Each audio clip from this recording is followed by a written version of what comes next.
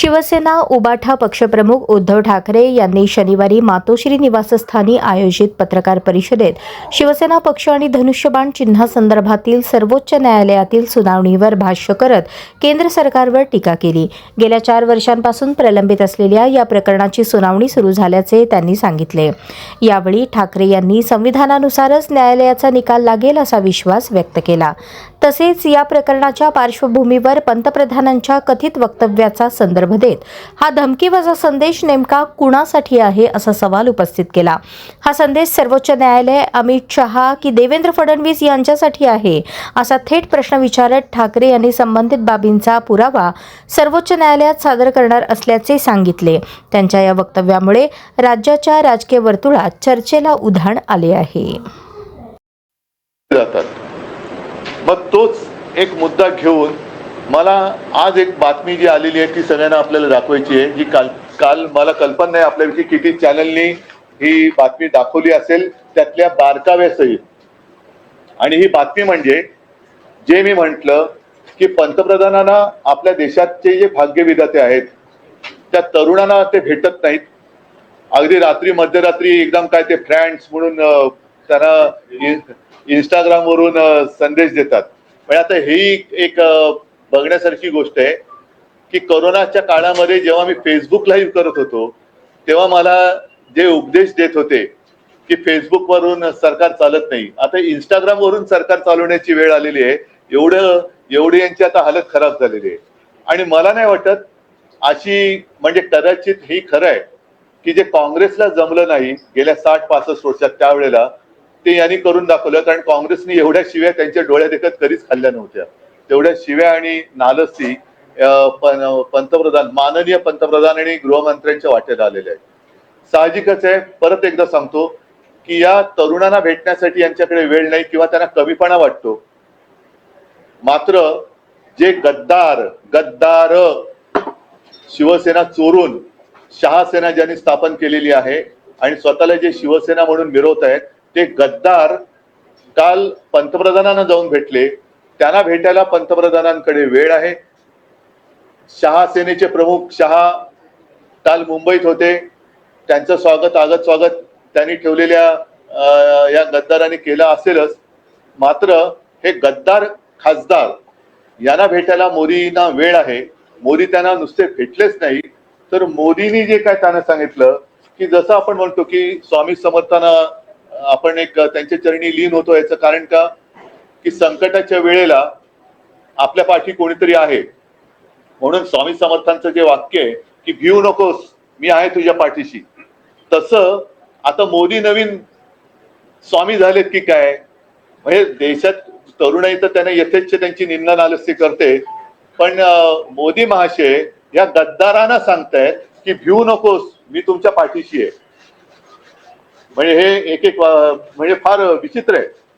आणि आता या गद्दारांना चिंता कसली आहे, कारण वॉशिंग मशीन मध्ये गेलेत, यांना आता यांच्यावरचे डाग तर धुतले गेलेत, मात्र गद्दारीचा डाग हा धुतला जात नाहीये. तो डाग धुणारं वॉशिंग मशीन अजून भाजपकडे आलेलं नाहीये. हे बाकीच्यांकडे फोटो आलेले आहेत. काल त्यांची भेट झाली. परत एकदा सांगतो की देशातले तरुण तिकडे त्यांच्या न्याय हक्कासाठी आंदोलन करताना त्यांच्यावरती लाट्या काठ्या गोळ्या चालवतात. त्यांना तुम्हाला भेटता येत नाही आणि बेशरमपणाने गद्दारांना नुसते भेटत नाही तर मी तुमच्या पाठीशी आहे हे सांगतायत. तर हे वाक्य त्यांनी तरुणांना सांगायला पाहिजे होतं की कशाला तुम्ही घाबरताय, मी तुमच्या पाठीशी आहे, काही काळजी करू नका, मी देशाचा पंतप्रधान आहे, मी तुमचा मोठा भाऊ म्हणा किंवा आजोबा म्हणा काय असेल ते किंवा फ्रेंड्स म्हणा आहे, तो तुम्ही भिवू नका, मी तुमच्या पाठीशी आहे. आता हे जे काही वाक्य आहे हे वाक्य त्यांनी कशासाठी उद्गारलं बरं. ही जर का बंद दाराची चर्चा असेल तर बंद दाराच्या चर्चेतलं नेमकं हे वाक्य बाहेर आणण्याचं कारण काय, की कोणावरती ही कोणाला तुम्ही संदेश देताय. आता ही जी आहे नवभारत मध्ये सुको म्हणजे सुप्रीम कोर्ट की सुनवाई से टेंशन में शिंदे म्हणून तुम्ही भेटलात का यांना. कारण आता आमचा हा पक्ष पुन्हा 6 खासदार फोडून सुद्धा महिना तर झालेला आहे ना. आणि लोकसभा अध्यक्षाने अगदी अपेक्षेप्रमाणे निर्णय तो दिलेला आहे. पुन्हा कोर्टबाजी वगैरे सुरू होईल, पण कोर्टात सुनावणी सुरू असताना हे गद्दार त्यांना जाऊन भेटण्याचं कारण काय? आणि परत आता हे पण म्हणून मी या पेपर सकट आणले, चिंता करू नका, मी तुमच्या पाठीशी. म्हणजे हा संदेश ते कोणाला देत आहेत? कोर्टाला धमकावणी देत आहेत का, धमकावत आहेत का हे, की मी आहे यांच्या पाठीशी? का अमित शहाना देत आहेत? कारण मागे असं होतं की हे मिंदे जायचे तेव्हा ते त्यांच्या शहासेनेच्या प्रमुखाला भेटायचे. आता शहासेनेच्या प्रमुखाला ते भेटायची त्यांना गरज नाही, कारण त्यांचा आता बहुतेक बॉस बदललाय. आता ते थेट मोदींना भेटतात. आणि विशेष म्हणजे शहा इकडे असताना ते मोदींना भेटतात. म्हणजे मग हा जो काय भिवू नको मी तुझ्या पाठीशी आहे, ही धमकी वजा संदेश सुप्रीम कोर्टाला मोदींनी दिलाय, अमित शहाने दिलेला आहे, देवेंद्र फडणवीसांना दिलेला आहे, की प्रशासनाला दिलेला आहे? नक्की कोणाला दिलेला आहे? आणि माझं मत आहे, अनिल देसाई इकडे बसलेत, अनिल, ही सगळी कात्रणं माननीय सुप्रीम कोर्टाकडे सुद्धा सादर करा की हे असं वातावरण निर्माण केलं जाते. आम्ही तुमच्यावरती विश्वास ठेवलेला आहे, तुम्ही लोकशाहीचे रक्षक आहात. आणि मला असं वाटतं की ही लढाई जी आहे ती आता केवळ शिवसेनापुरती मर्यादित राहिलेली नाही. आता हा जो काही गद्दारीचा व्हायरस आहे, हा व्हायरस संपूर्ण देशात पसरलेला आहे. आणि कदाचित मोदींनी हा संदेश इतर पक्षातल्या होऊ शकणाऱ्या गद्दारांना पण दिलाय का, की तुम्ही काळजी करू नका, गद्दारी करा, आमच्याकडे या, मी तुमच्या पाठीशी, बघूया तुमचा आपका बाल भी नहीं बाका होगा, मैं देखता हूं. तर असा हा संदेश किंवा ही धमकी मोदींनी कोणाला नक्की दिले? सुप्रीम कोर्टाला दिले, अमित शहाना दिले, देवेंद्रना दिले, प्रशासनाने दिले का हा संदेश इतर पक्षातल्या गद्दार होऊ शकणाऱ्या खासदारांना दिले की तुम्ही गद्दारी करा, मी तुमच्या पाठीशी आहे? तर याचा खुलासा झाला पाहिजे. आणि जे मी म्हटलं की ही लढाई ही केवळ आता शिवसेनेपुरती मर्यादित राहिलेली नाही, तर गद्दारीचा व्हायरस हा लोकशाहीचा जीव घेतोय. तर लोकशाही बद्दल प्रेम असणारे, संविधानाबद्दल प्रेम असणारे जे देशभक्त आहेत, त्या तमाम काश्मीर पासून कन्याकुमारी पर्यंतच्या तमाम देशभक्तांना मी आवाहन करतोय की तुम्ही आता ही लढाई आपण सगळ्यांनी मिळून एकत्रित लढण्याची गरज आहे. देशाचं संविधान आणि देशाची लोकशाही वाचवण्याचं कर्तव्य हे आपल्याला करावं लागणार. देशातला तरुण तर त्याचं तर आता माथं भडकलंय, त्यांच्याबरोबर आता यांनी कितीही प्रयत्न केला तरी ते त्यांचं प्रवचन ऐकायला तयार नाहीत. आणि म्हणून एकदा सांगतो की ही गोष्ट गंभीर आहे, ही आम्ही सर्वोच्च न्यायालयाच्या निदर्शनास नक्की आणून देणार आहे.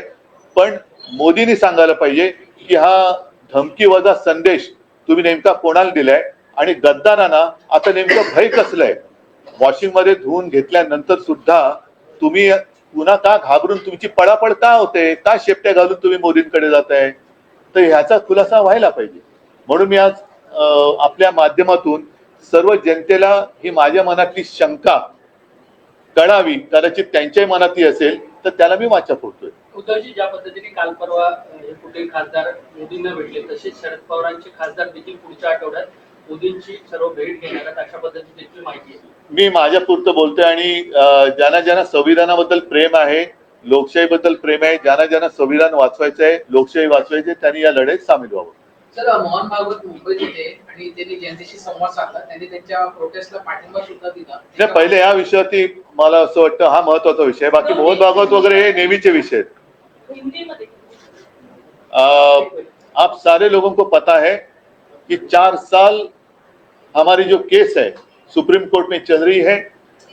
अब ऐसे लग रहा है कि लास्ट जो क्या म्हणते हैं अंतिम टप्प्यात वो सुनवाई आ रही है और लगातार हो रही है. जैसे पिछले हफ्ते में 2 दिन लगातार सुनवाई हुई, अगले हफ्ते में भी होने जा रही है. हम उसके बारे में तो कुछ कहते नहीं कि क्योंकि हमारा पूरा विश्वास अदालत पर है. लेकिन जिस तरीके से मोदी जी कल गद्दारों के साथ उन्होंने एक मीटिंग की, मोदी जी को जो भी हमारे जेनजी वहां जंतर मंतर पर बैठे थे, आंदोलन कर रहे थे, उन्हें मिलने के लिए समय नहीं है. उनके ऊपर तो लाठियां बरसाई गई, सिर्फ इतना ही नहीं, लाठियों को किले लगाए गए, टीयर गैस छोड़ा गया, बहुत ही क्या कहते हैं वो शब्द है, बर्बरता के साथ उनके ऊपर अत्याचार किए गए. जैसे कि जालियनवाला भाग ही वहां हो रहा है, तो उनको मिलने के लिए उनके पास समय नहीं है। आधी रात वो इंस्टाग्राम पे उनको मैसेज देते हैं फ्रेंड्स करके, तो ऐसे फ्रेंड्स को मारपीट कर कोई दोस्त नहीं बनता। तो उन्हें मिलने के लिए समय नहीं है, मोदी जी को संसद में आने के लिए समय नहीं है, लेकिन गद्दारों को मिलने के लिए समय है। इतना ही नहीं, गद्दार तो गद्दार ही है, लेकिन उनको एक अभय दिया जा रहा है कि आप डरो मत, मैं आपके पीछे हूं, मैं आपके साथ हूं। तो ये जो संदेश है, ये जो मैसेज है, क्या ये धमकी है? और ये धमकी है तो किसको दी है? क्या सुप्रीम कोर्ट को आप डराना चाहते हैं कि डरिए, आप ये नहीं करिए, ऐसा करिए, ऐसे ही करना होगा क्योंकि मैं इनके साथ हूं। तो ये जो मैसेज है आपने किसको दिया है? सुप्रीम कोर्ट को दिया है, अमित शाह को दिया है, क्योंकि आज तक कभी ऐसे हुआ नहीं था। अमित शाह मतलब शाह सेना, जिसको मैं शाह सेना कहता हूं, जो गद्दार सेना है, वो जब मुंबई में आए हैं तब ये जाकर दिल्ली में मोदी जी को मिल रहे हैं। तो अमित शाह को मैसेज दिया है, देवेंद्र जी को दिया है, प्रशासन को दिया है, या अन्य सारे पार्टी में जितने लोग गद्दारी करना चाहते हैं उनको एक मैसेज दिया है कि आप बिंदास गद्दारी करो, आपका बाल भी नहीं बाकी होगा, बाका होगा, मैं आपके साथ हूं। सर, क्या आपको लगता है इस मुलाकात से जो कोर्ट में केस चल रहा है उस पर असर पड़ेगा? शायद ये कोशिश है, या असर तो नहीं पड़ने देंगे, इतना तो भरोसा हमारा अदालत पर या चीफ जस्टिस साहब के ऊपर है। लेकिन क्या ये कोशिश तो नहीं है, यही हमारे मन में आशंका है कि क्या मोदी उनको डराना चाहते हैं, सुप्रीम कोर्ट को डराना चाहते हैं कि आप देखो ऐसे करेंगे तो मैं इनके साथ हूं। ये क्या है? क्यों गद्दारों के साथ प्रधानमंत्री, देश का प्रधानमंत्री गद्दारों के साथ क्यों बात कर रहा है? युवाओं के साथ क्यों नहीं और गद्दारों के साथ क्यों? उद्धवजी, 3 ते 4 वर्षापासून या पक्ष चिन्हाच्या संदर्भातली सुनावणी सुरू आहे. ती सुनावणी कदाचित अंतिम टप्प्यात आली असं म्हणलं जातं. त्या दरम्यान या सगळ्या घडामोडी घडतात. त्यामुळे न्याय मिळेल किंवा निकाल लागेल असं वाटतंय. हम तो पिछले 4 साल से इंतजार कर रहे हैं की 4 वर्षात आम्हाला असं वाटते की आता लागेल, पण ते पुढे चाललेलं आहे. आता मात्र ज्या पद्धतीने प्रश्नोत्तर चाललेली आहेत, माननीय न्यायमूर्ती सुद्धा आमच्या वकिलांना प्रश्न विचारतात की जे प्रश्न निवडणूक आयोगाने विचारायला पाहिजे होते. आणि एक गोष्ट महत्वाची आहे की निवडणूक आयोगाने जे बिनधास्तपणाने सांगितलं की आमच्या पक्षाची घटना त्यांच्याकडे नाही. अरे नाही तर आमच्याकडे मागायची, आम्ही दिलेली होतीच, पण नाही म्हणून तुम्ही, याला काहीच अर्थ नाहीये की घटना नाही म्हणून तुमचं, घटना आम्ही दिलेली होती.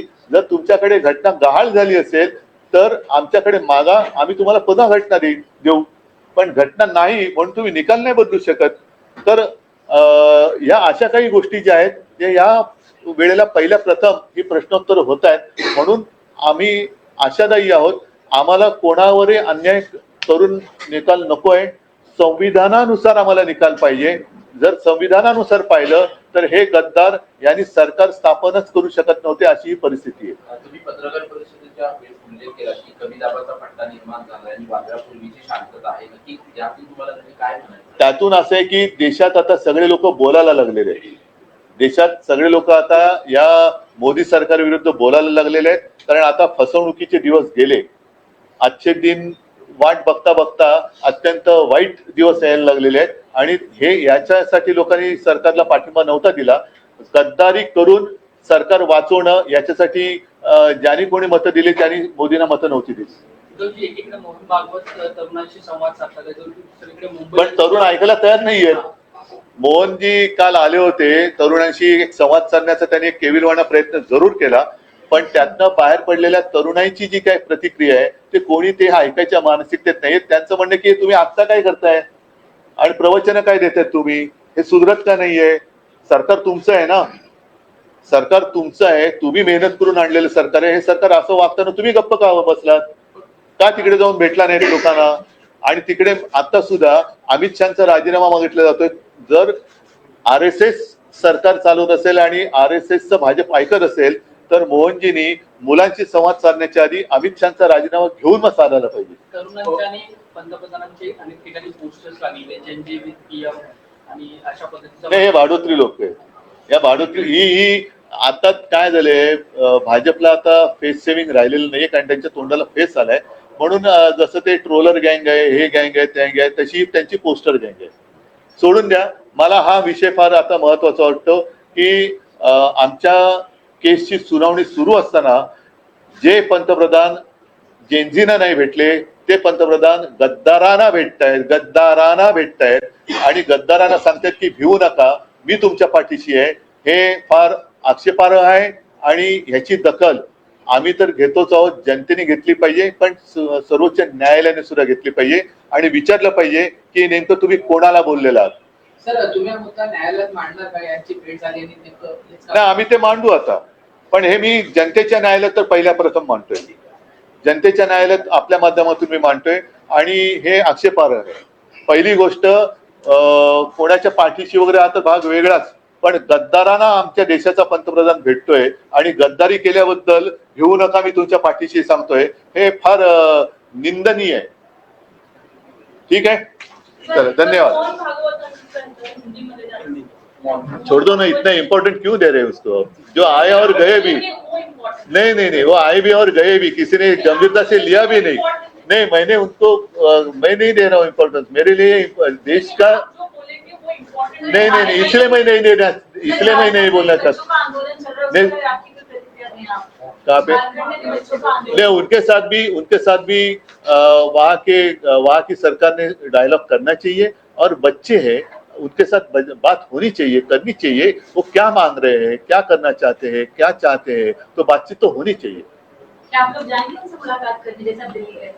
करेंगे, कोशिश करेंगे, अगर चाहे तो मैं जाऊंगा भी, ऐसी कोई बात नहीं है.